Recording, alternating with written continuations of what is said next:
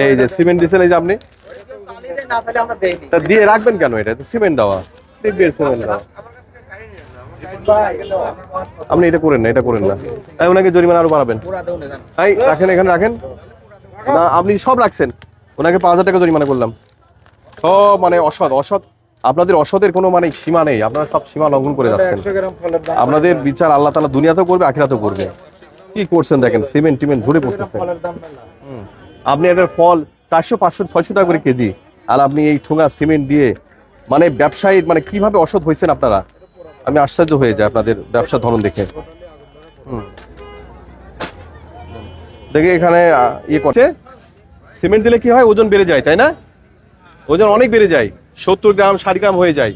একটা ফল যখন আপনি দুস্থ মানুষ যখন এর জন্য কিনবেন 650 টাকা যেটা কেজি, তাই না? তাহলে 60 গ্রাম বাড়লে প্রায় 60 টাকা ওইখানে চলে যাচ্ছে, প্রায় 40 টাকা।